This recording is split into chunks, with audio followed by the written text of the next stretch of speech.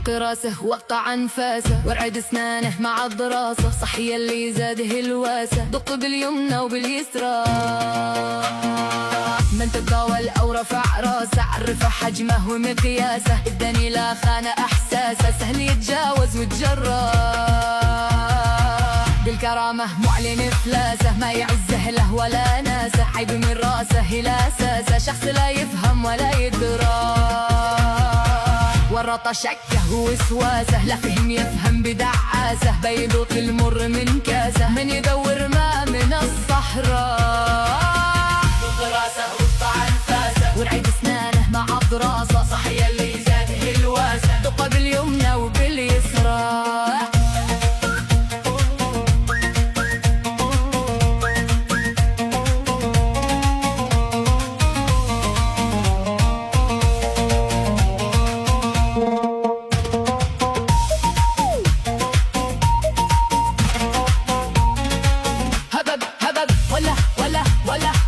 ولا ينطق نطق، دق راسه ارعد قطع.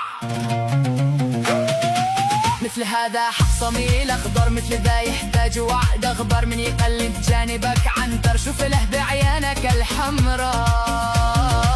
لا يشوف نفسه ولا يختار، لا ولو خول على هتلر، وجب ان العظم يتكسر لو يكون ابن الملك كسرى.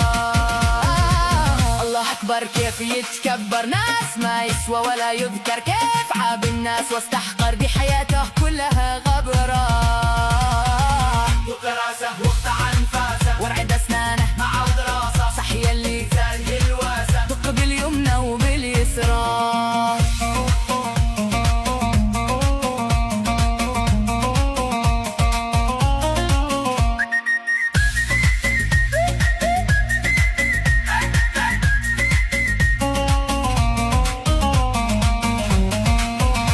بالناس يا عيبي، النسي في وقتها عيبي، والصفات السلبية ديبي، عم لسانه منها تبرى.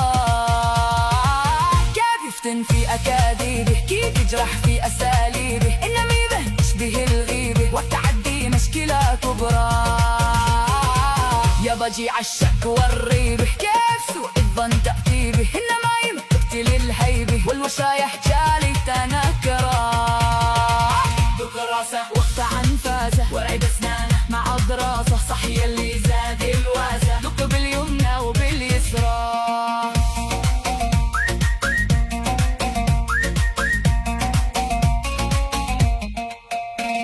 حزتك ما نالحت عجابي، انت سلبي من ايجابي، الفضل اشتي ضمر يابي، لا تستعرف كل ما يجرى. لا تدخل يا غبي داين في شؤون الخلق والعالم، انت بمن وكيل آدم، انت بكل الخطوط حمراء.